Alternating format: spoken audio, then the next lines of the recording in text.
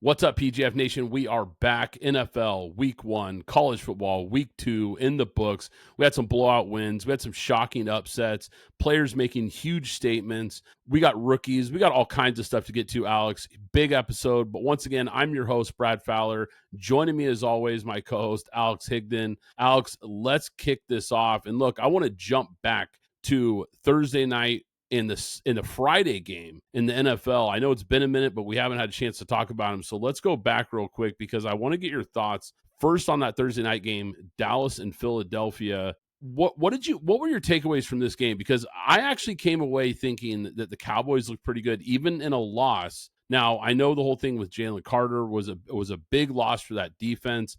It kind of looked like it took Philly a good 3 quarters to really get going in this game. Some key drops, of course, from CeeDee Lamb in that game that were huge. But to me, when I'm watching this game, they struggled to contain Jalen Hurts scrambling. There's a lack of a consistent pass rush. I think Micah Parsons definitely is missed from this team. I'm still not sure the Cowboys are great, but I was pretty impressed from them against a really good Philly team. Yeah, they played exactly how I thought they would play. I didn't think it was going to be any type of blowout because they lost Micah Parsons. I thought that, not necessarily talking about the trade, but I thought the addition, let's just talk about the addition of Kenny Clark was evident. Philly could not run up the middle. And that's been a huge issue for the Cowboys. Kenny Clark clogged up the middle, and he was already pulling double teams. So as Abuke and Marshawn Nealon, who actually showed that they were getting to the quarterback a little bit, obviously you have Jalen Hurts who's mobile, so he can get away. Other quarterbacks are not Jalen Hurts; they're not the Lamar Jackson. So I think that defense will actually look a lot better when they go against typical quarterbacks, maybe more mobile quarterbacks, not running quarterbacks. So I thought the defense looked good. Speaking of defense, on the flip side, that Eagles defensive backfield looked in shambles because Quinyon Mitchell, he got a big, huge PI. Obviously, Dory Jackson looked like James Bradbury out there. I'm pretty sure there's a meme out there with toast on him. And Cooper DeJean in the slot because CeeDee Lamb was playing in the slot. And who is their nickel corner? Cooper DeJean. If not for CeeDee Lamb dropping passes, the Cowboys more than likely would have won that game, especially on one of those passes which was wide open for a touchdown run, and one of those which was a critical third down pass that he dropped that would have kept the drive alive. Who knows what would have happened? So I thought that the offense for the Cowboys looked good, except for Miles Sanders, who forgot how to play Tecmo Ball in zigzag and got caught from Zach Bond, which is an impressive tackle by Zach Bond because he was on the other side of the field and got through all the traffic to run him down. That didn't look good for a guy like Miles Sanders, who's supposed to have a little bit of giddy up and should have been a touchdown. And obviously, we know, besides the rain delay, we know what happened. There was a fumble there that kind of turned that game all upside down anyway. So I don't know. It didn't look impressive. I thought Dallas played exactly how I thought they would. Yeah, that was a weird game, really weird game. You got the whole spitting incident with Jalen Carter. I think that really affected Philly, though, because a big part of their pass defense is a guy like Jalen Carter being disruptive and speeding quarterbacks up. That clearly affected them. It looked like right around the third quarter, though, Philly's defense started to click, and it started playing a lot better. You're right about the run defense for Dallas. It looked better, but then they had no pass rush. So you're really trading one problem for another. I'm still not sure this is going to be a good unit, but there was a few teams that lost over the weekend in the NFL, but I actually thought they looked good in a loss. And the teams I wrote down was Dallas, the Falcons, and the Jets. I thought all those teams actually looked pretty good, even though they lost their games. And then I had 2 teams that I wrote down that really didn't impress me that much, even though they won. And that was the Bengals and the Cardinals. I didn't think either one of those teams looked very impressive, even though they got the W. We'll kind of get into some more of these games here in a minute.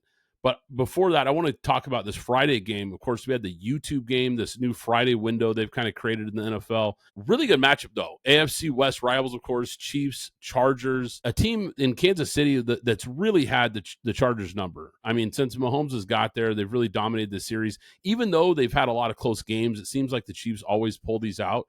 But in this one, they flipped it. And Justin Herbert and the Chargers were the ones that pull out the big win and had the clutch moments.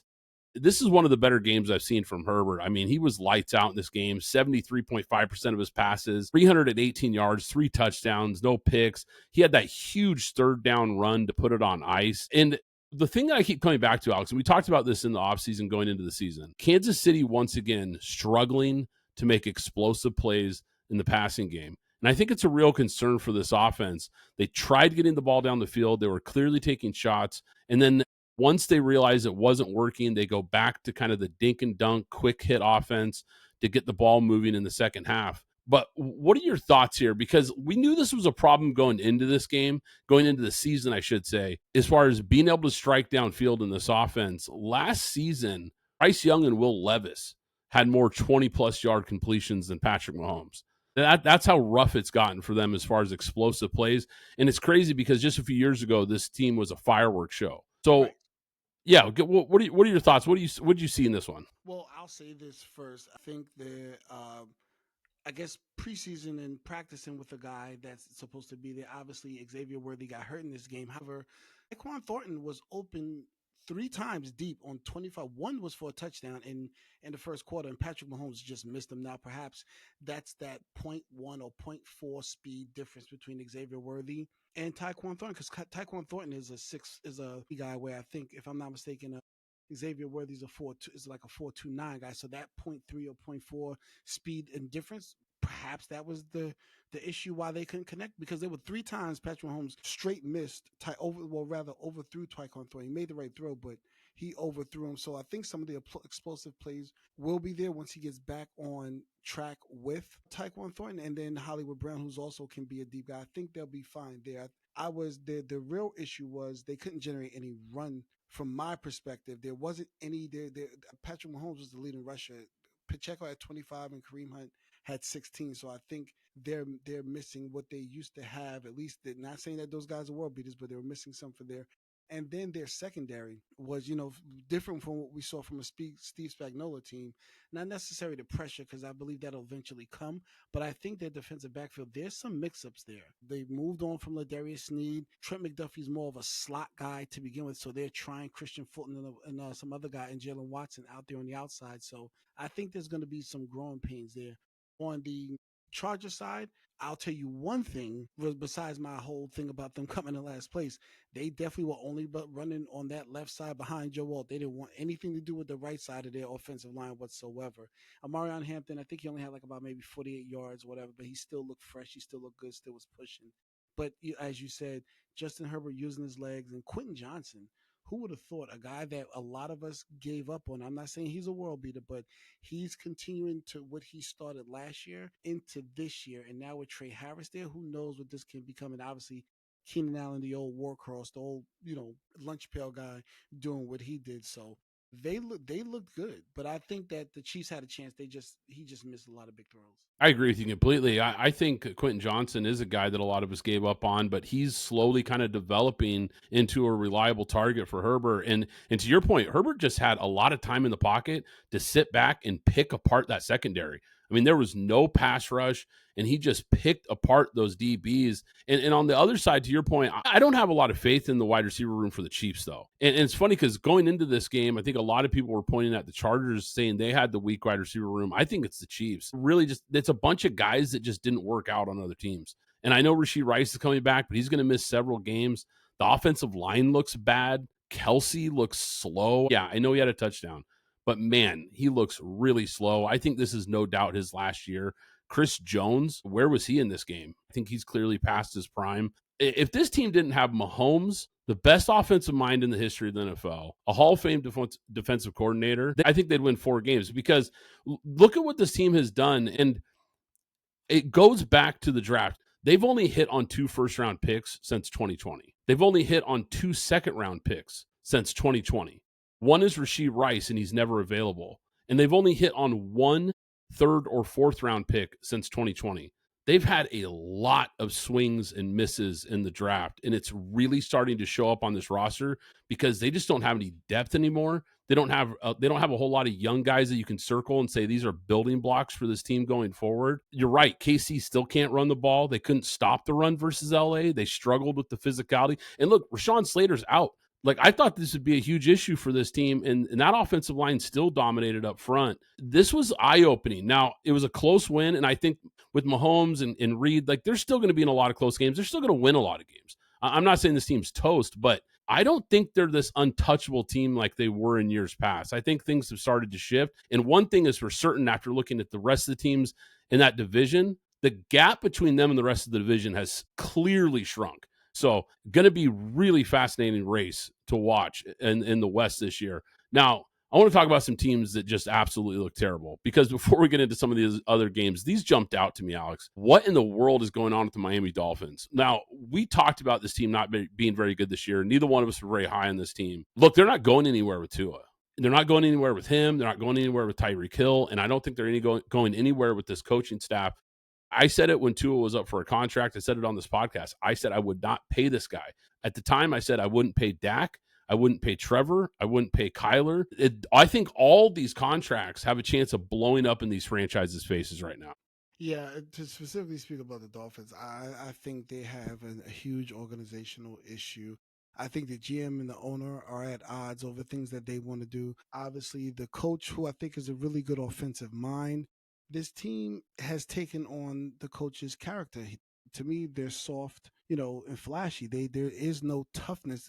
Granted they have a pun intended. Granted they have a Kenneth Grant, who I think is a really tough player. But for the most part, this team is really finesse. They're built like an indoor track team, and there's nobody tough on offense. So this is a team that I thought wasn't gonna make the playoffs, but I thought they would win 7 games, maybe at least 7 games. But right now they don't look like that at all, and they can't run the ball because at any point in time, fantasy players notice the most. Devin Achane is gonna get hurt. So I don't know what the running game looks like. After that, with Jalen Wright's already out, so I believe they have Ollie Gordon and they have Ollie Gordon, so maybe you pick him up, or I mean maybe he starts doing well. But 33-8. But you know what? I know we're talking about Miami, but we have to give a lot of kudos to our guy Quick and Daniel Jones, because Daniel Jones looked like a guy out there. I don't care who they were playing. Yeah, he was lights out. I mean, he really was, and I don't know if that's going to continue. I don't know if the Dolphins are just that bad. I think Daniel Jones will be decent this year. Don't get me wrong. I think he's in a good situation. I think the Colts have a sneaky good roster, and I think they're a team that's a little under the radar right now. And if he can just stabilize that position, which has been a revolving door since Andrew Luck, hung up the cleats, maybe this team makes a little noise this year. It's hard to say, but yeah, the Dolphins, wow, they look bad. The only other team that really was alarming was the Giants. Man, how bad does this team look right now? What are they doing with Russ? I don't understand this move. Rip the Band-Aid off. Look, I know it's one game, but I've seen enough. I think we've all seen enough. He's shot. He's been shot. I've been saying it for 3 years.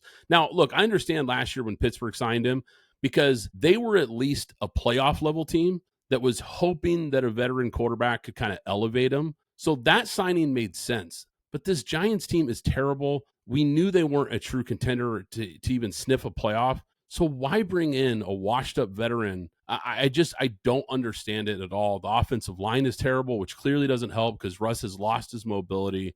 There's really no weapons on this team outside of Malik Neighbors. Just explain this to me, Alex. What are they doing here? Because look, we didn't love Jaxson Dart as a prospect, but he has physical tools. He did flash. He's a guy that they clearly like. I don't think there's any reason not to start him right now because look, there's a really good quarterback class next April. You better find out what you have with Dart this season because I don't think it's going to do you any good, dragging this out with Russell Wilson and starting the season, 2-6 or whatever they end up, and then putting Dart out there the second half of the year. I think you let this kid develop and see what you have. So the first thing I'd say is, I think the problem with your question about Russ, I think, is more about why Russ is even there. Is all about these guys, the coaching staff and GM are on their last leg, so they didn't want to go in with a rookie, and then even though if he flashes, they go hell 0-17, but this kid looks good. They're out the door. So we knew. I think that's what that's about. Let's just say that first two.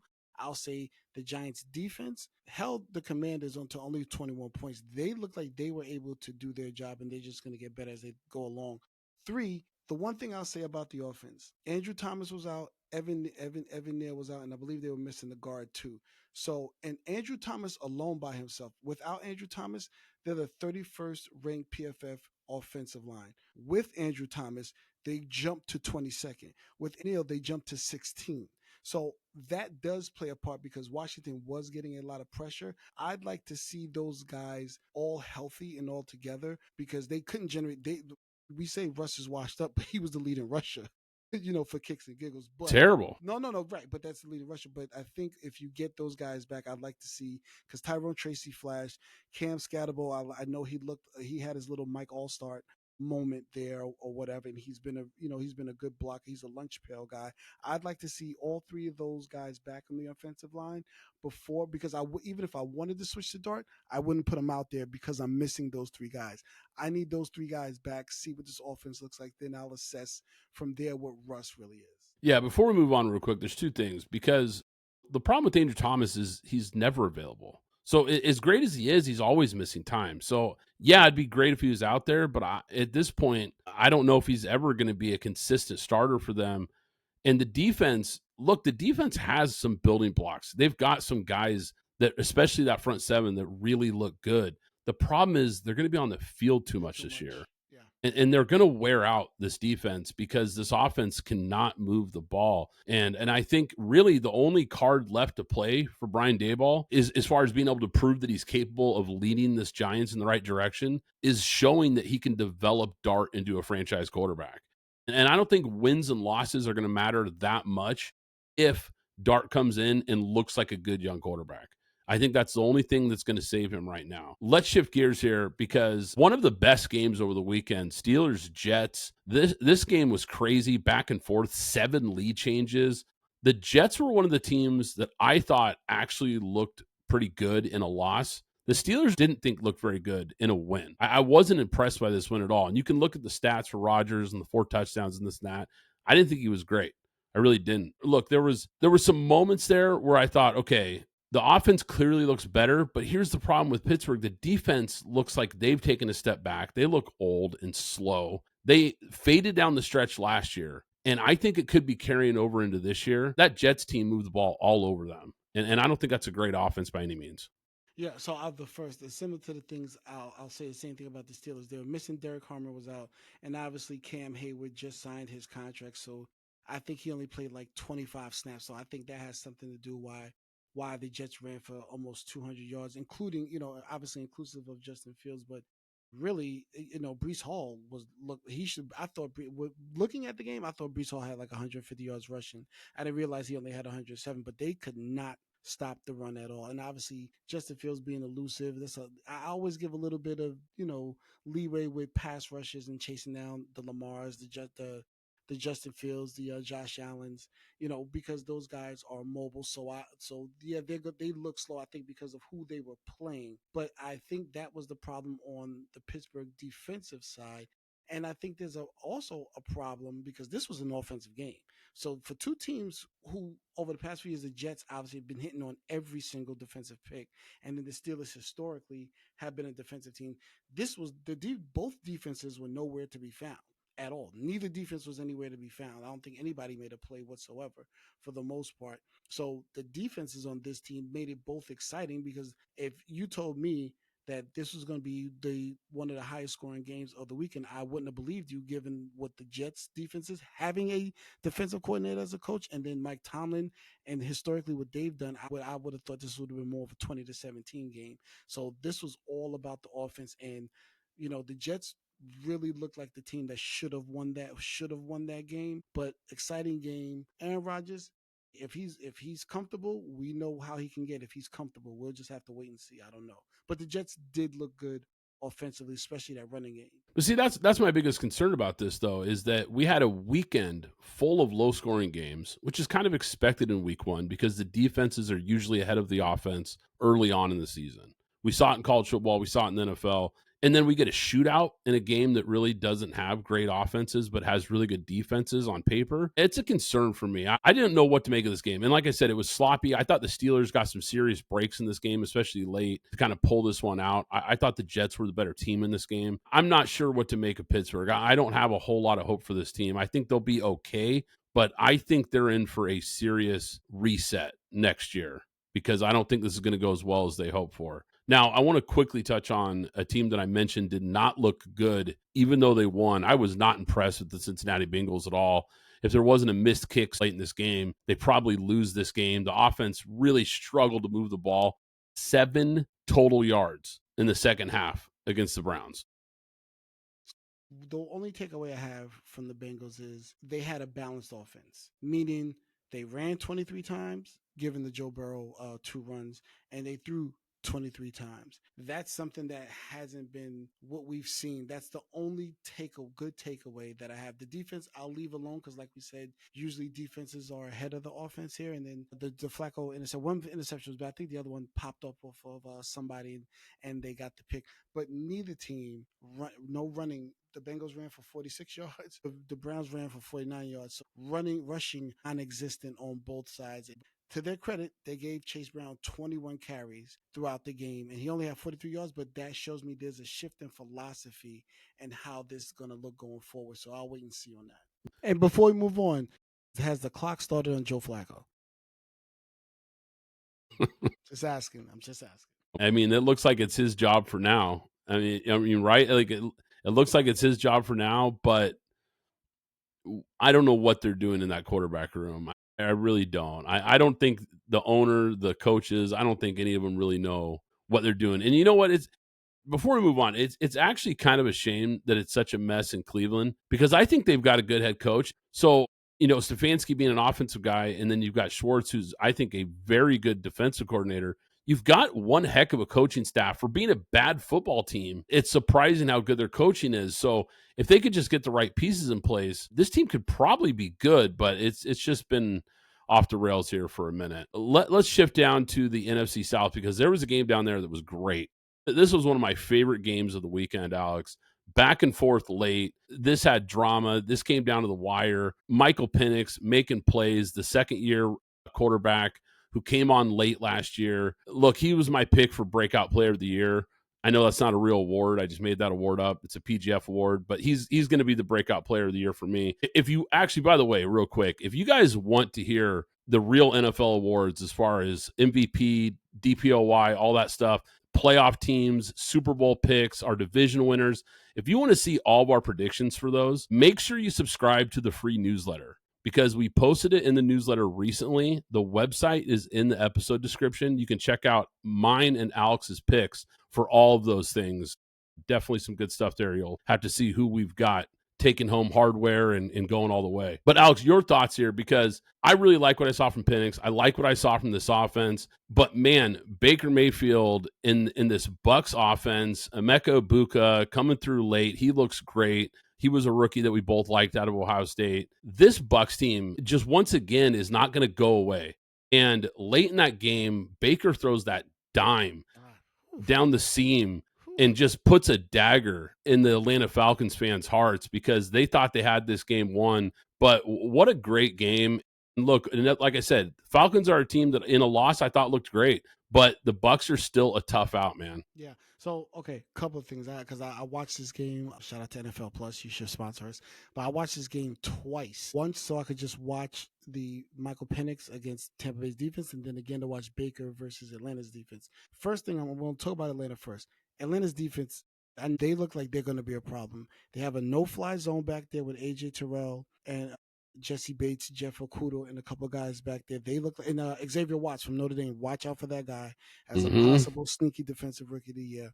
So the defense looks like they're going to be able to give some problems. Jalen Walker and James Pierce up front. So I'll start there. Secondly, everybody knows you can go back. I always said Michael Penix to me was my number 2 quarterback in that great draft with Caleb, Jaden, and Drake May. I thought Michael Penix looked very, really good. I think he was about 80% completion percentage. He was throwing dots, and then the toughness of the things that everybody's worried about with his legs. He ran up the middle and got a rushing touchdown as well. He got Kyle Pitts involved, and Kyle Pitts looked like there's a play where Kyle Pitts, I think it was about maybe an 8-yard out, and then he just trucked people and stiff armed people to make turn into a 15-yard gain. If that's the Kyle Pitts we're going to get, Atlanta could contend for that division. On the other side, Baker Mayfield, this is what I love to talk about. Baker Mayfield was 17 for 32. I believe that's 53%, 3 touchdowns, no interceptions. Toughness. This is not a trait. This is not about your arm. This is about your mental fortitude.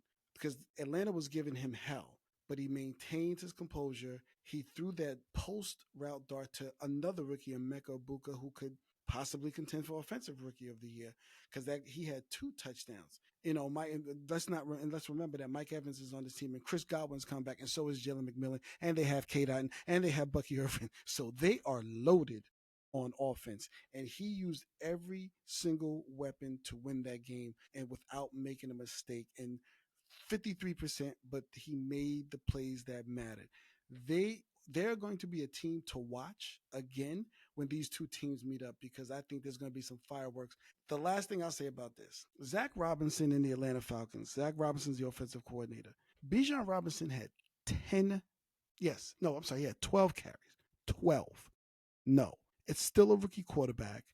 No, you cannot have a rookie quarterback out there with probably one of the top 3 weapon in this league at running back and not have him touch the ball 20 to 25 times again in this rookie's first game. You could have helped out your defense a lot more by utilizing him more on the ground instead of trying to throw the ball 42 times and only running him 12. Can Tampa Bay win a Super Bowl with Baker Mayfield? Yes, they can. Yes. The defense is going to have to be ready, though, because he's going to throw a pick. Yeah. But here's the thing. We know the defense is always going to be good as long as Todd Bowles is there. He always knows how to dial it up and keep quarterbacks guessing. I trust that side of the ball. And like you said, the offense has enough weapons around him. He's playing with a ton of confidence. I think he's hitting the prime of his career right now. Like I said, I'm just wondering, how good is this team? I mean, can they? I know they're a bit of a dark horse Super Bowl team. Well, maybe a real dark horse because I don't think anyone's talking about them in that light. Could this be a team that shocks people in the NFC and makes a real run at it? Because I'm starting to think they might. No, I shouldn't say that they might. I'm starting to think they could. Let's put it that way. I'm starting to think they could. Let me ask you a question. Last season against Washington, if Tampa Bay doesn't shoot themselves in the foot, Washington's at home, and then we get to see if the Bucs can make that run. Because Washington didn't beat them; they beat themselves. That's a really good point. And until they ran into that buzzsaw that was the Eagles, they were giving everybody problems. So maybe that's the Bucs making that run. That's a good point. Let's talk about NFC West, Niners, Seahawks, rivalry up in the Pacific Northwest in Seattle, hostile environment. This was another low-scoring defensive battle. But look, I was impressed with Brock Purdy. And I can't help but be impressed. I know he had some bad throws. I know he had a couple picks in this game. So he wasn't perfect. But all in all, this guy was pressured on 43.6% of his dropbacks. He's got injuries all over the place to key players. Kittle goes out. He's got offensive line issues. They're clearly getting after him. And Brock Purdy really just helped lift the 49ers in some big moments in this game.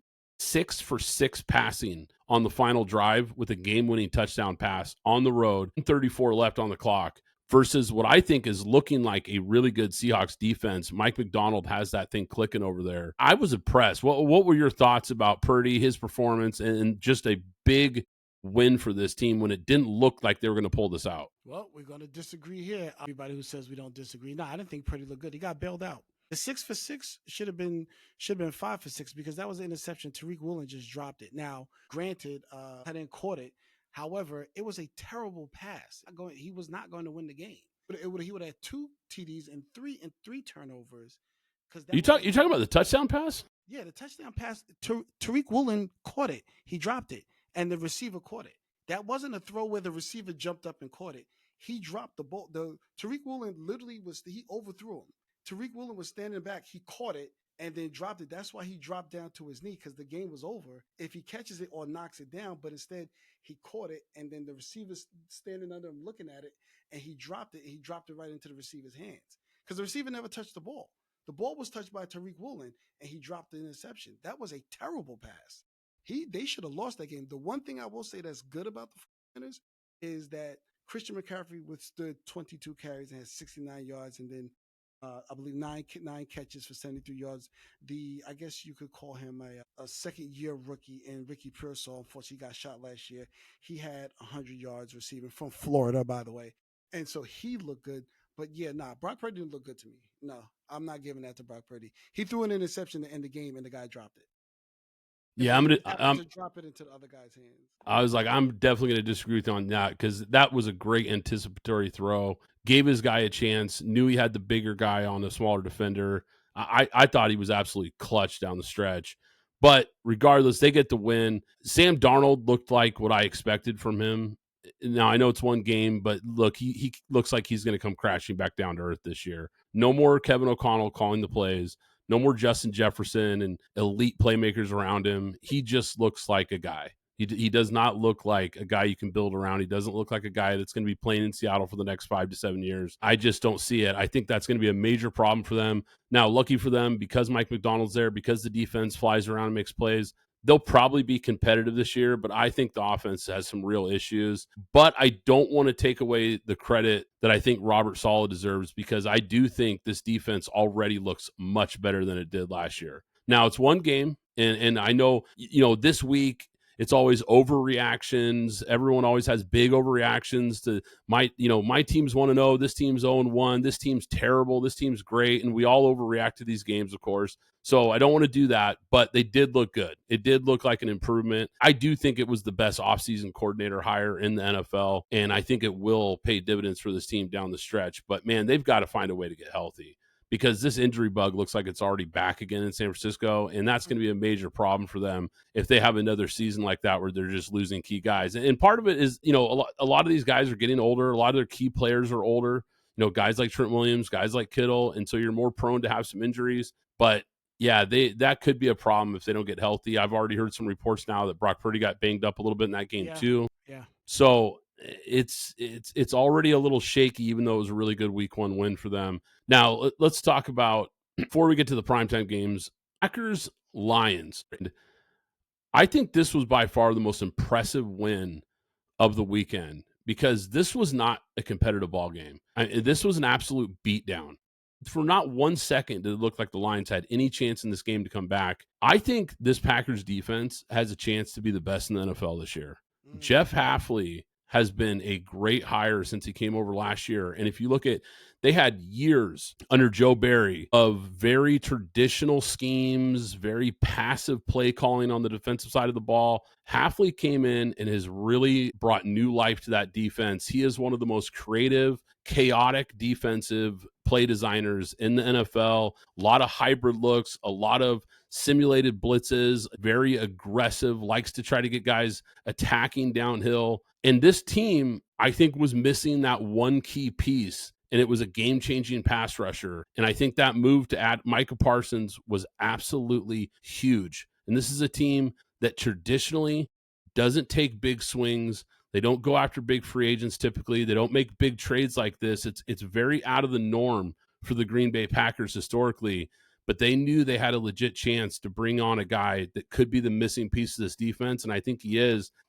Micah Parsons had a higher pass rush win rate than Myles Garrett last season, and it wasn't close. And if you look at before, I can already hear you guys right now. I can already see it in the comments. Somebody saying, well, Myles Garrett gets double teamed. Parsons gets double teamed at a higher percentage than Myles Garrett. So I don't want to hear that argument either. This guy has been dominant rushing the passer, and I think they're going to unlock him. And look, he was only on the field for, I think, about 30 snaps. Yep.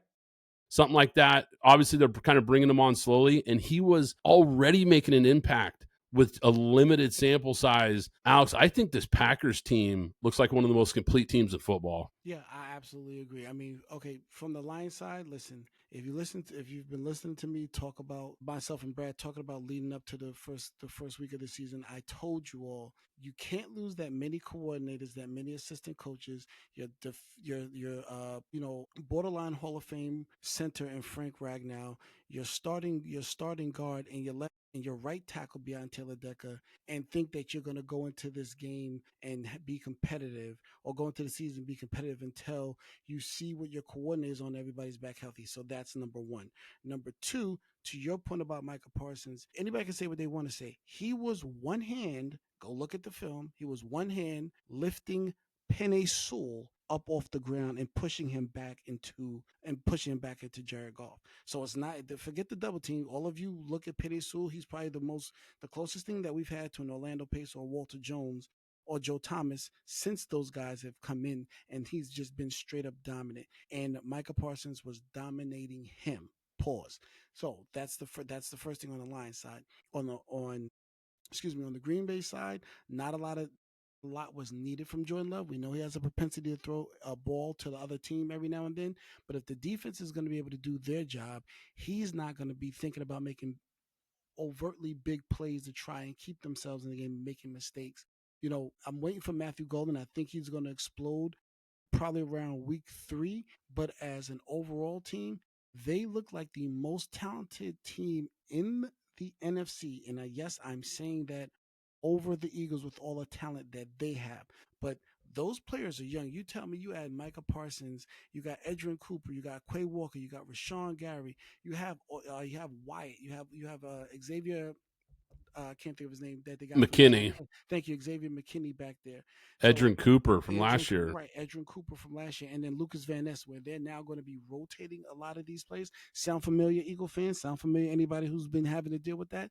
They have a lot of depth and they have a lot of youth, and they have a great offensive coach and a defensive coach who looks like he knows how to use all of these pieces. Me and Brad have been saying for 2 years now that the Packers are ready. This is the first year that we could really put our money down and say the Packers are ready. Yeah, I absolutely agree with you, and I think you're right. To your point about Detroit, I still think this is going to be a good football team, but we said this is a team that's probably going to take a step back this year, and it really showed up in week 1 because you just can't replace 2 high-level coordinators like that with guys in the room. I think they're in for a rude awakening because the play calling didn't look as creative. It didn't look as cohesive.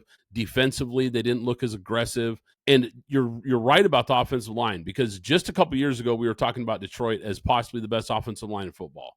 But they've lost some key pieces up front, and it does not look the same. It certainly didn't look the same in week 1. So with all those losses for Detroit, like we said, this is a team that probably takes a step back.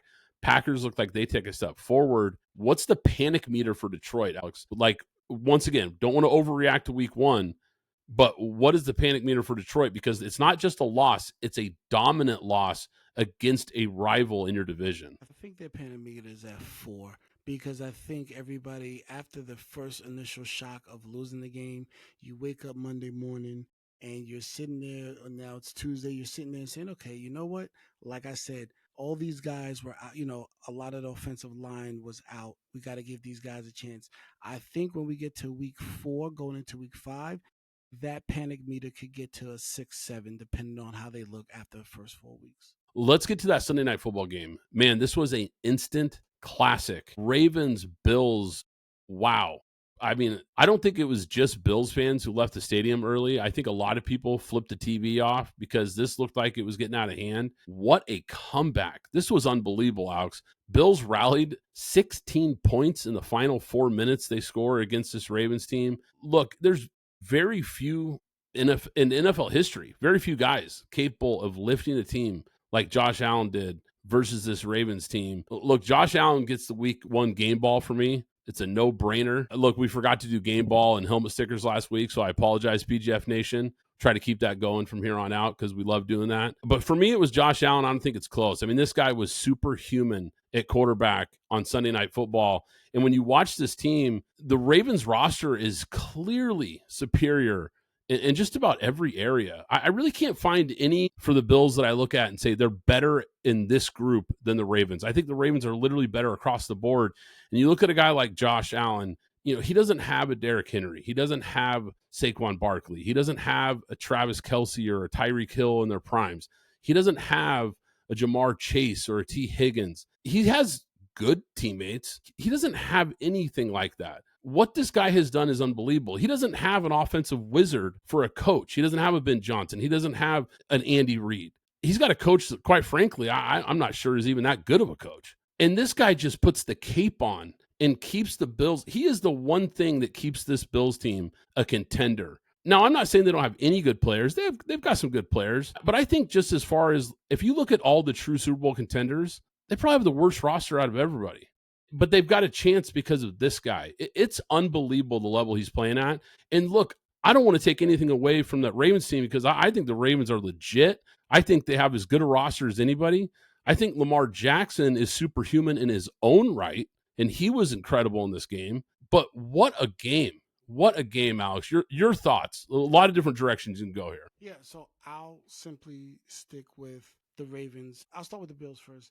No running game to be found. Let's just talk about that. James Cook was nowhere to be found. They tried to run, but it looks like that's kind of been a lot for a lot of teams except for Baltimore. But there was no running game. Obviously, Josh can use his legs, but the throws, that key throw down the seam to Keon Coleman, which by the way, that was on Jair Alexander, if I'm not mistaken. So he had a breakout game with 112, and I believe he also caught a 2 point conversion as well as a touchdown.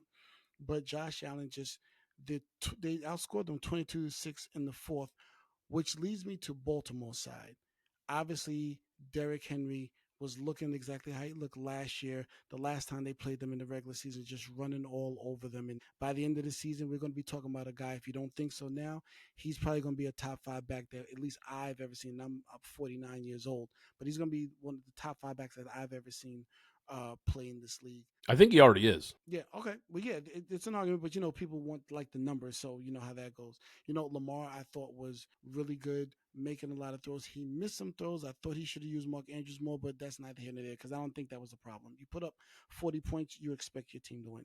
Baltimore is a team that prides themselves, has always prided themselves since their inception on defense for the last 2 years have started the same exact way is that there is heavy confusion in the defensive backfield. Now, which shouldn't be when you have Malachi Starks, Kyle Hamilton, Marlon Humphreys, and Jair Alexander. And oh, by the way, they have a first round pick from 2 years ago, Nate Wiggins, and they have a guy that we liked coming out in the draft in TJ Tampa. So there's a lot of depth in that defensive backfield. There should not be that much confusion. The only thing I'll push back on that real quick, though, is you've got Jair Alexander, who's playing his first game in Baltimore, Right. and you've got a rookie starting.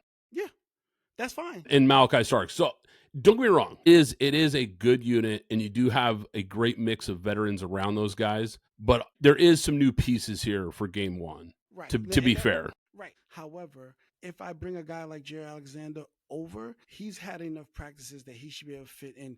Malachi Starks, if you want to give him the learning curve, I can completely understand that. But Marlon Humphreys, Kyle Hamilton, this is the same confusion last year when they had veterans back there. They had the same exact issue. So you bring in quote unquote better players. You replace Brandon Stevens with Jay Alexander. You replace Marcus Williams with Malachi Starks. Players. This is a coach. This is a defensive coaching issue. And Zach Ord, listen, the Ravens since our inception, if you go from Marvin Lewis to Rex to McDonald to Chuck Pagano, they've never missed when they've hired from within to promote these guys. They've never missed on defensive coordinators.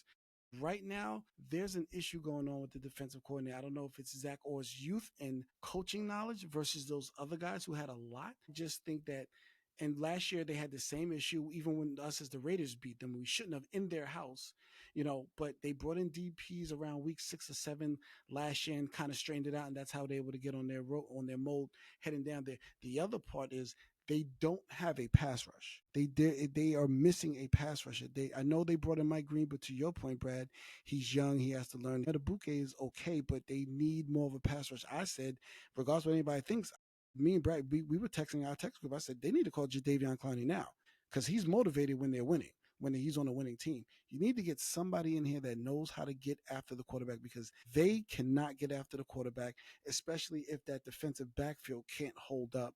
They're going to need to do something drastic with pass rushing until they can get all those guys in defensive backfield because what they have now, they shouldn't be giving up 41 points, especially 22 in the fourth quarter. And what was that defensive call where they ran zero coverage and Keon Coleman, who's not a speedster, beat Jair Alexander down the seam for that big catch on the winning drive? That didn't make any sense at all.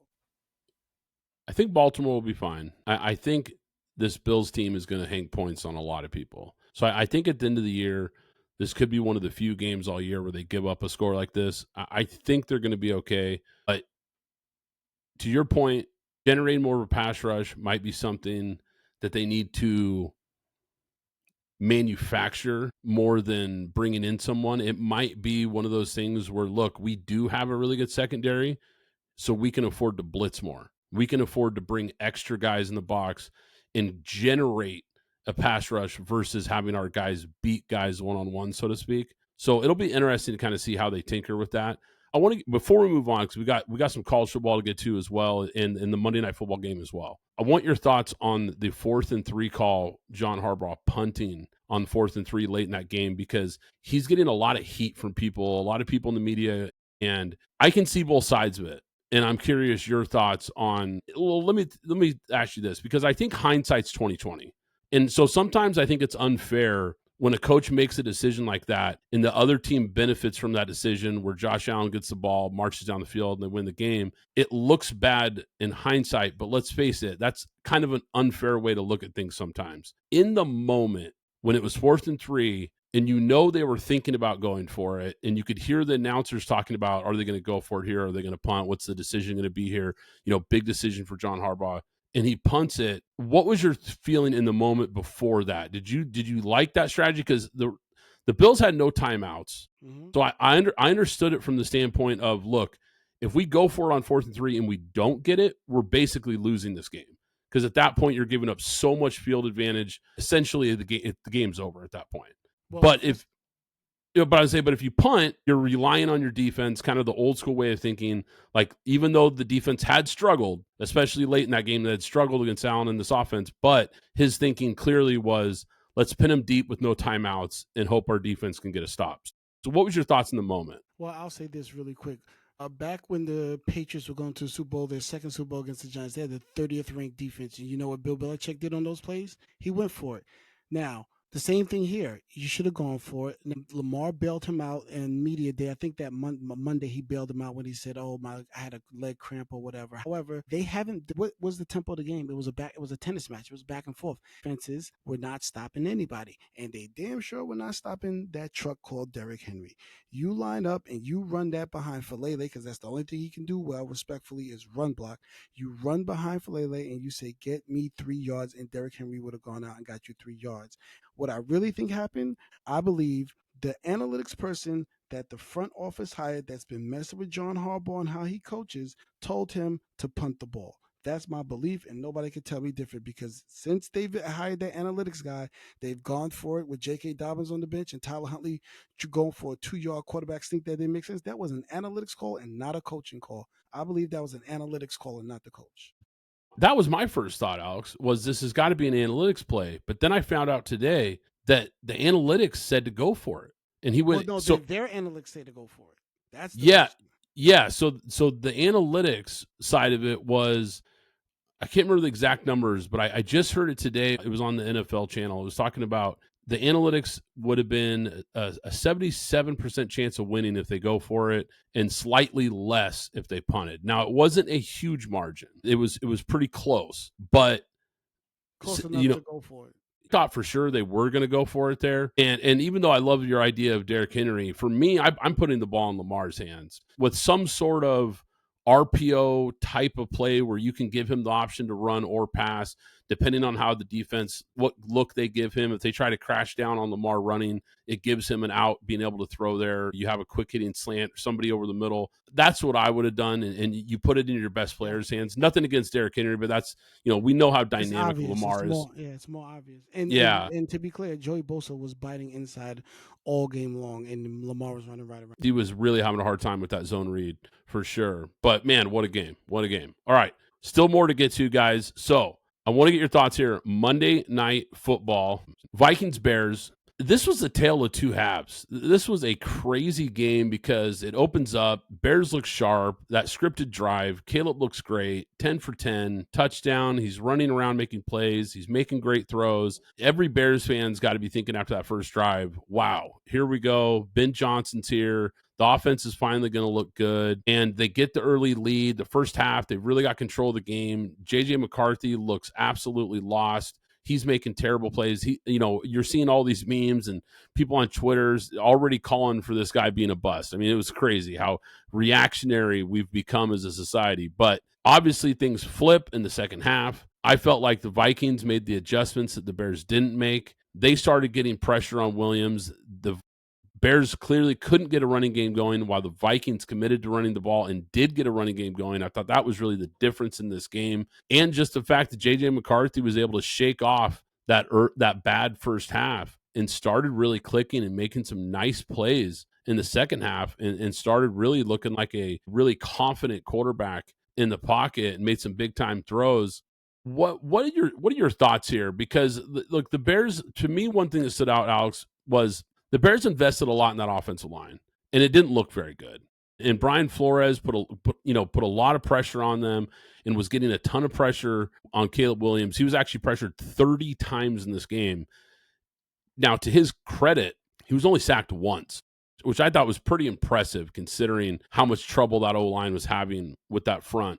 I think the O-line is going to take a little time to gel. I think it's going to take them a little time to figure this out. I think they'll be better as the season goes along. But, man, this has got to be a punch in the gut for Bears fans because it felt like they had this one, and it really slipped away in the second half. Yeah, so I mean, really, the conversation about this game is really just the quarterbacks. Like you said, Taylor two halves, really. Well, Taylor two drives. One, even on the 10 for 10, Caleb missed a huge throw because Roma Dunze should have had 2 touchdowns. He missed them wide open down the seam. But neither here nor there, they still won. But after that, like you said, Ben Johnson, no adjustments. I could not understand for the life of me why J.J. McCarthy was sitting in there as if he's a quarterback that just stands back there and throws darts. That's not his game. I felt they should have involved the run more because that's what he's accustomed to, the traditional quarterback coming from Michigan. They decided to switch to that in the second half. Jordan Mason looked like specifically in that game the better running back over Aaron Jones, and then they decided to give him more carries, which you would do. They went with the hot hand in Jordan Mason, and then JJ settled down and started making passes, play action, nice throws to, well, let's just say Triple J. There was some nice plays there. He finally hit. He was able to get Aaron Jones because he underthrew a terrible ball to him on the first wheel right where he was or had a step. But in the second half, started to calm down. Plays started to be made, and as you said, Brian Flores dialing up the defense, and they actually got him twice because Javon Hargrave and Jonathan Allen were going crazy up the middle, where they did the most work on the offensive line with Dalman, Tui, and Jonah Jackson. They couldn't do anything with either Jonathan Allen or Hargraves. I didn't even hear Dallas Turner's name called in the game.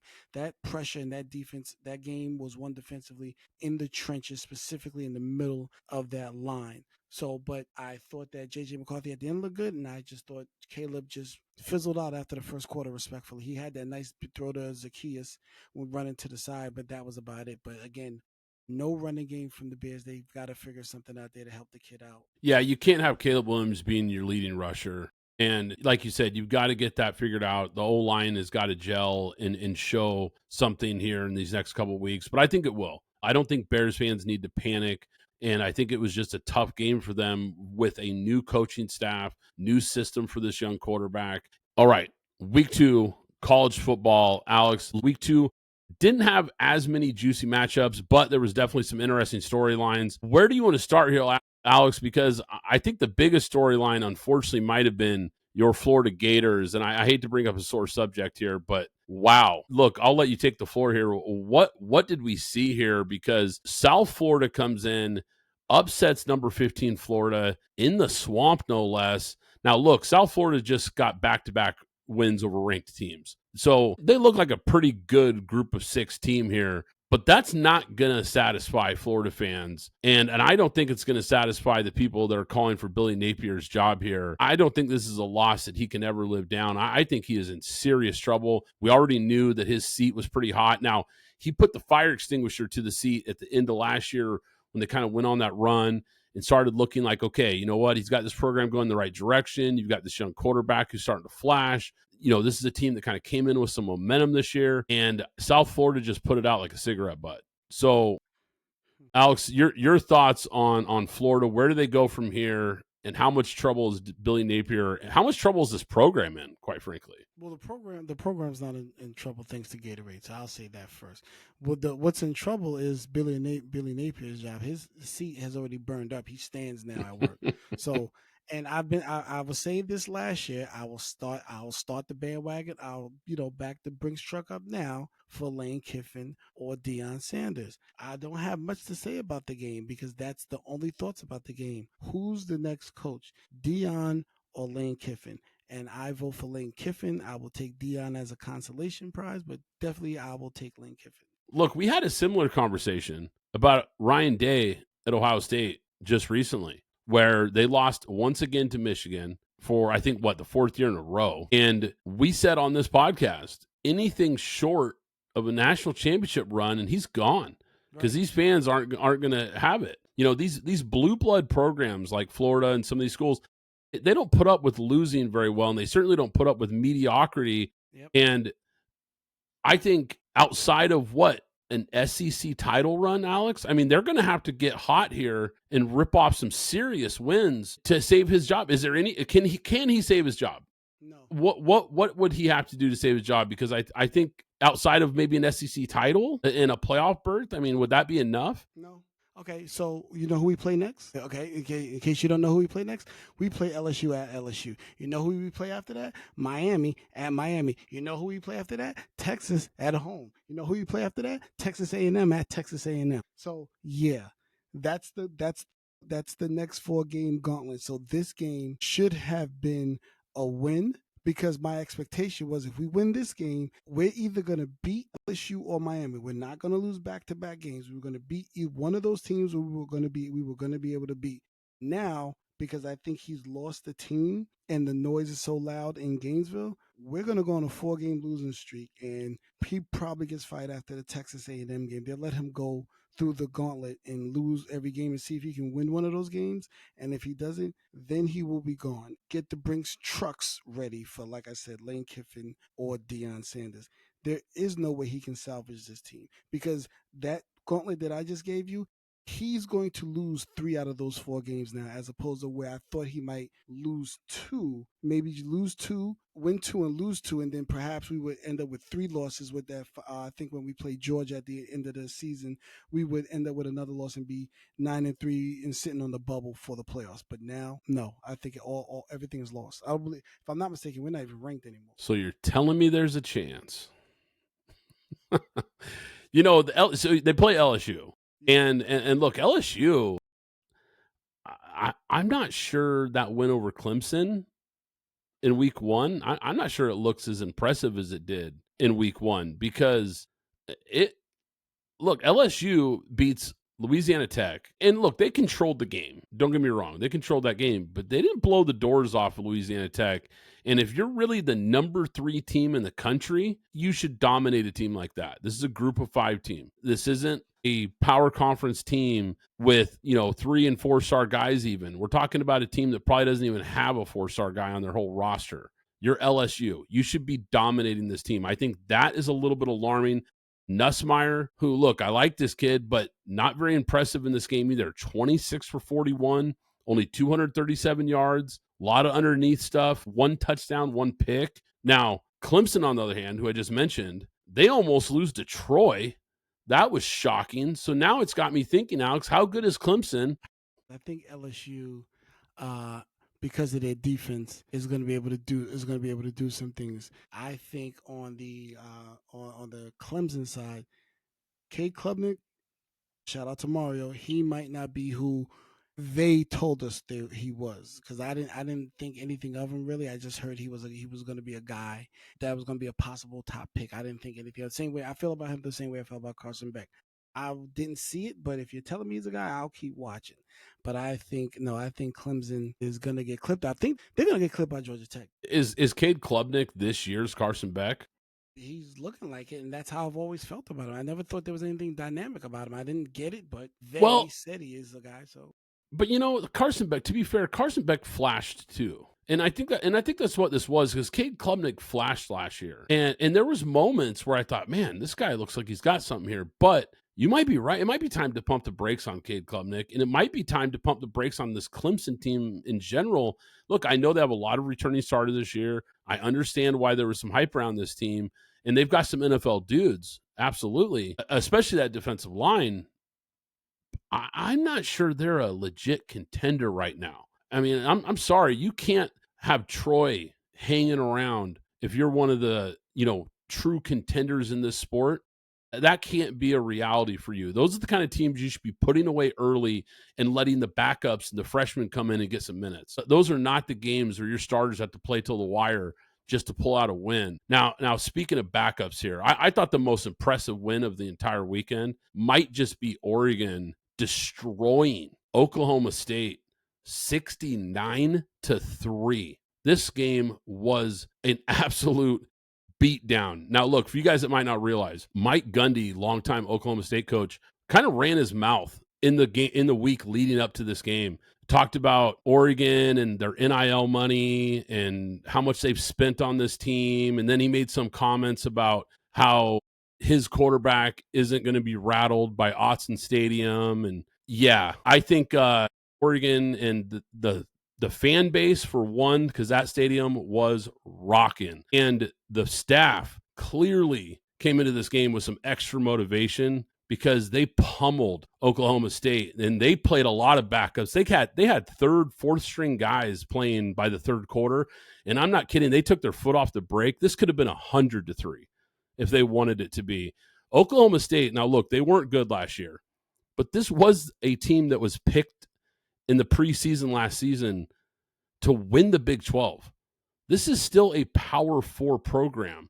It's not FIU. It's not Louisiana Tech. It's not Austin Peay. It's not Bethune-Cookman. It's not San Jose State or Troy. Now, I mentioned those teams specifically, no offense to them, but those are teams that played Clemson, LSU, Texas, Miami, Georgia, and Penn State, and none of them had a more convincing win than Oregon did against a Power 4 program. This was unbelievable what we've seen from this team. I'm starting to think Oregon has maybe one of the deepest teams in college football. Dante Moore could be the real deal. Now, I know they haven't played anybody great.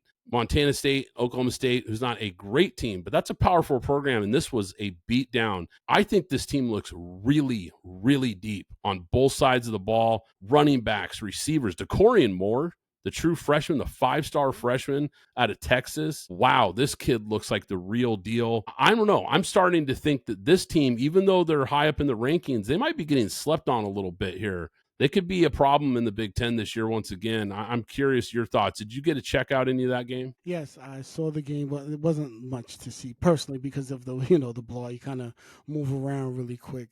So, and it was I believe it was like a 30-point spread for the most part. So, once they started taking off, I said, okay, they're gonna cover, and they're not gonna. Oklahoma State's not gonna catch up whatsoever. But I think Oregon always. I don't want to say always, but Oregon always looks like this, and then they get into the thick of it and they fold. And I think that's going to be the same thing that we're going to talk about when they get to the playoffs, because we're going to expect them to be in the playoffs. And then when they get in the playoffs, we're going to see, what are you going to do? Can you go on a run? Because that seems to consistently be the issue with them every single year. So they're going to have to show, similar to what we said about Ohio State, not necessarily the coach, but you guys are always winning 10 games, 11 games, but then you can't make a run until they finally did make a run. Oregon needs to make a run for me to believe. Yeah, and I'm not sure they will. I think they have the talent to, that's for sure. But this was actually a team that coming into this year was supposed to be, I don't want to say a rebuild, because they reload with too much talent for them to be a true rebuild. But this is a team that lost 12 guys to the NFL draft, a lot of seniors, a lot of juniors. This is a really young Oregon team. They have 4 true freshmen starting on the defense. They've got multiple freshmen on offense that are key contributors. So this is a really young Oregon team, unlike some of the recent Oregon teams where you had Dylan Gabriel and Bo Nix, who had a ton of starting experience. Dante Moore, this I believe is only his 7th start. So, this is a team that I think could still be dangerous, but they have a big time test in a few weeks. Whiteout, Beaver Stadium, Penn State. That'll be a huge rematch of the Big Ten championship game. That'll kind of be a measuring stick for Oregon here to kind of see where they're at. I'm not picking them to win that game by any means, but it's going to be a fun one to kind of see where they are, because I still think, everyone kind of looked at Penn State, even Ohio State, as being the two teams where they're kind of the consensus favorites in this conference, but Oregon is kind of lying in the weeds this year a little bit, and they could be sneaky good. Really quick, let's be. That's also a test for Penn State, because they always get to these moments and they fold as well. Now, obviously, there's more pressure on Penn State, but they need to show up, and they need to show up big time. They need to be convincing. Not saying blow them out, but they need to be dominant and look like they didn't really have a chance, even if they hang around in the game. Especially at home, because this is really the year for them. This is the year for Penn State. They brought back a ton of guys. They've got one of the best quarterbacks in the country who came back, one of the best running back duos in the country. They added some big-time wide receivers in the transfer portal. They've got that great defense. They bring Jim Knowles over from Ohio State, one of the best defensive coordinators in the country. This team is loaded up and ready to go this year to make a title run. If now, never, because I don't know if we've ever seen a Penn State team that's this ready to make a run at it. So you're absolutely right. They not only need to win this game, I think they need to do it convincingly to kind of show everybody that Penn State is for real this year. Now, we only had one top 25 matchup, but it was a good one. Two blue bloods. Oklahoma gets a big win over Michigan. Like I said, the only matchup between ranked teams all weekend. Now, Oklahoma had a rough year one in the SEC, but they revamped the offense with John Mateer. They bring him and his offense coordinator from Washington State, and it is clicking for this offense right out of the gate. 270 yards, ran for 74 yards, 3 total touchdowns. I think this Michigan team actually has a pretty good defense. And look, John Mateer gets the helmet sticker for me this week. I thought he was impressive. And because of how big this game was for both these programs right now, I think this was a huge win for Oklahoma to kind of show that this program is back moving in the right direction and could be a problem in the SEC. Yeah, I mean, okay. What is I had to think about it before I threw my bias out there as an SEC guy, but for the most part, this was a win I actually expected them to win. Bryce Underwood is a first-year starter. They're rebuilding the team. Michigan has the number one running back coming in next year, so they're not, I don't want to say they're rebuilding. They're reloading at this point in time. So by the time you get to their second year, a rookie running back can jump in at any point in time. That defense is going to be stronger. This kiddo, they'll probably go and get a weapon for him. They're going to be back. I know it was an expected win. I didn't expect them, the kid to look as good as he did the first week. Oklahoma's more seasoned. They have a better defense that he's facing. So I don't think anything of this loss in terms of Michigan and their team versus in terms of Oklahoma. That's fair. And it's not like they got blown out. They hung around. It was a pretty competitive game for the most part, but I'm impressed with John Mateer, man. This is a guy, we had JP Acosta on the show over the offseason. He talked about this guy, said that he was a guy that he was really circling this year, and he looks like the real deal. He looks like a Heisman contender right now. We knew Brent Venables, when he took over at Oklahoma, we knew that he would have the defense playing at a high level. Longtime defense coordinator at Clemson, that's his side of the ball. He's always been great calling a defense, designing a defense, and they've been good defensively. They were good defensively last year, but the offense had struggled since he'd been there. And I've got to give him a lot of credit to be aggressive and to make this move, to bring in a transfer quarterback like this and to bring in a new offense coordinator to go with him and really kickstart the offense, because they look like a complete football team for the first time since he's been there. And I think that's a scary thing because they're going to knock off some teams. I'm not saying they're going to win the SEC or anything, but they're going to knock somebody off. They're going to knock off one or two big boys in the SEC before it's all said and done. And as far as Michigan, I'm with you. I think they're going to get better with Bryce Underwood as the year goes on because these young guys, true freshman, 5-star, number one recruit in the country. If you haven't seen this kid, he's a big-time talent. I think he's already ahead of where a lot of people thought he would be, to your point, Alex. They might be a year away from being back in the mix in the Big Ten, but they're a team similar to Oklahoma. They might knock off some good teams on the way this year. Look out for Iowa State in the Big 12. This is a team that is quietly making some noise. Rocco Becht, look, he wasn't great. He did just enough in this game, 18 to 27 passing, 134 yards with the touchdown versus that tough Iowa defense. That was a really fun rivalry game, but Iowa State gets the win. I think they're a team that could seriously make a run in the Big 12. What were your thoughts on Georgia, Alex? Because look, they played an FCF squad and only managed 28 points. I know the defense is great. I know Kirby's great. I know they've got a ton of talent over there in Georgia. There's no doubt about it. I have real question marks about Gunnar Stockton in the offense. Yeah, I thought Gunner was going to be better than Carson Beck. I thought that they made the right move and getting him up out of there and giving the ball to Gunner right away. But I need to see more from their running game. I'm not sure about their running game. Georgia is I'm not going to call them running back you, but we know one thing that they do well is that they run the ball. They're not running the ball as well as I think they should be running the ball going forward. And then Gunner, he's playing a little reserved to me. Now, does that mean I'm not sure if they don't feel they have the horses on the outside that they're accustomed to having? At least one guy, rather, one of those big time horses out there. I don't know what the disconnect is because I expected him to play different from Carson Beck, and instead I'm seeing more of a safer Carson Beck out there. He just doesn't. he doesn't have pop to me. There's no, when I say pop, not his arm, I'm just saying pop in terms of, like I see him out there like, oh yeah, there it is, there it is. He's gonna, by the end of the season, he should be this. Now I just see a lot of what I saw last year from the other quarterback. I think he's limited, and I think you're right. There's something missing there because the offense. Look, the defense might be good enough that they don't need to be great, but I'm a little concerned from what I've seen from the offense so far from Georgia. Arizona State, last year's Big 12 champ, they came into this game ranked number 12 against Mississippi State and got stunned in Starkville. This is a team, look, I just want to give them some credit here before we move on. They look like they have vastly improved from last year's 2-10 finish. Big shout out to Jeff Levy and this program. I think this is a team that really needed a win like this. A program that's been down. They get a big top 25 win against Arizona State.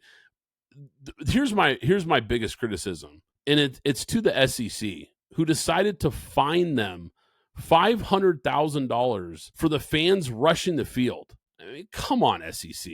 What are you doing? Rushing the field is one of the best parts about college football. It's one of the things that makes college football great. When's the last time Mississippi State knocked off the number 12 team in the country? It's been a long time, man. Let these guys celebrate. You're going to fine them for that? I thought that was ridiculous. Last topic I want to get to here, Alex. North Carolina. Probably the only non-top 25 school that we'll talk about all year, let's be honest. They bounced back after that embarrassing loss to TCU. They beat Charlotte. Not an overly impressive win, but that's not the headline. And that's not the reason we're talking about them once again this week. Earlier this week, it was discovered that Bill Belichick had banned scouts from the New England Patriots from attending practices at Chapel Hill. Quote, "It's clear I'm not welcome there at their facility, so they're not welcome at ours." End quote.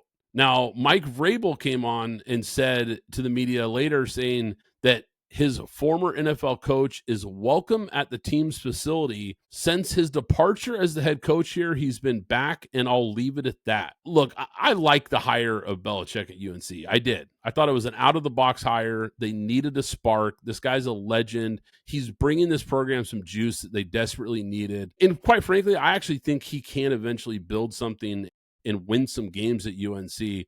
I also think, and look, contrary to what a lot of people have said, I think this is his last coaching job. I think this is it. I think he hangs it up at UNC. I think the NFL is over Bill Belichick.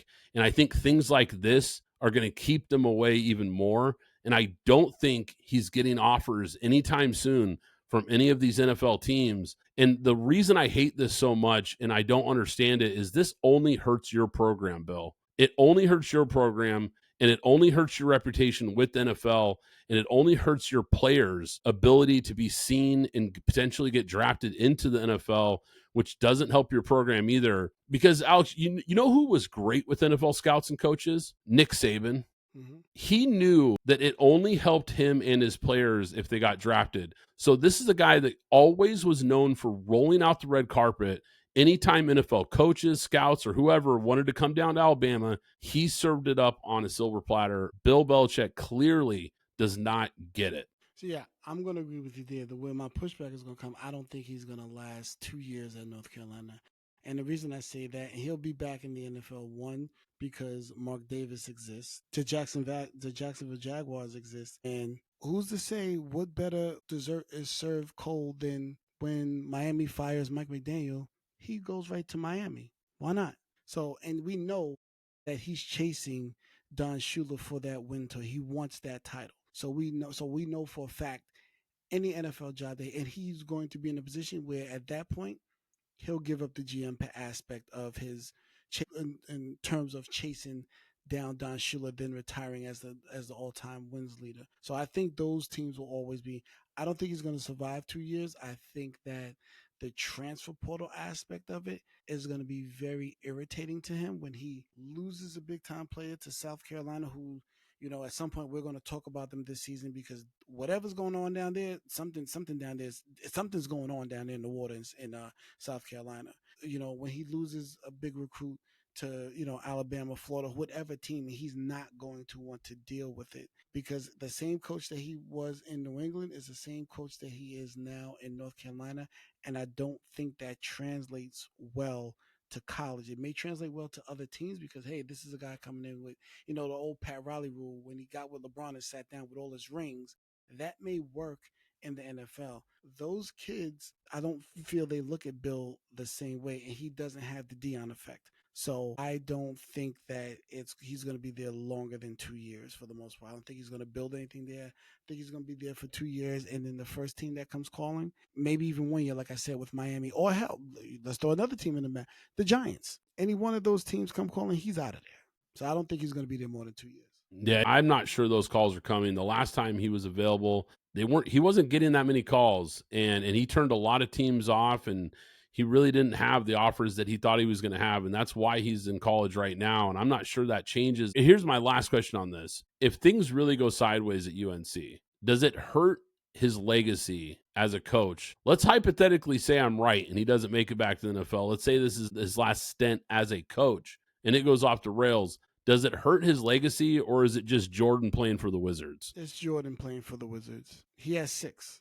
We conveniently forget about it. Yeah, we conveniently forget about it. It's Jordan playing. It's Jordan playing for 6. So that's going to happen. It's not going to be.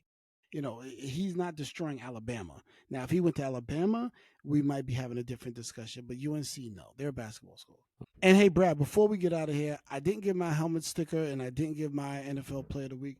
NFL Player of the Week is none other than Daniel Jones. 2 touchdowns on the ground, 1 through the air, a thrashing of the Miami Dolphins, 33-8. And on the college side, Blake Sharple, 279 for, as you said, Mississippi State beating Arizona. I like those picks. Daniel Jones, wow, what a shocking performance that was. We talked about the dumpster fire that is the Miami Dolphins, but look, he absolutely tore it up. And that's also got to sting a little bit when you watch Russell Wilson go out there and just look completely inept, and then you watch your former quarterback go and have maybe the best performance of any quarterback in the NFL in week 1. That's got to sting a little extra for Giants fans. But yeah, I also like the pick there for the helmet sticker. Guys, if you enjoyed the show, do us a favor like always. Hit that subscribe button, hit that like button. Be sure to check out the audio-only podcast as well, Apple Podcasts, Spotify, wherever you get your podcasts. Be sure to give it a listen because we do drop the occasional audio-exclusive episodes. And guys, for myself, I'm Brad Fowler. He's Alex Higdon. This is Pint Glass Football, and we'll catch you next time.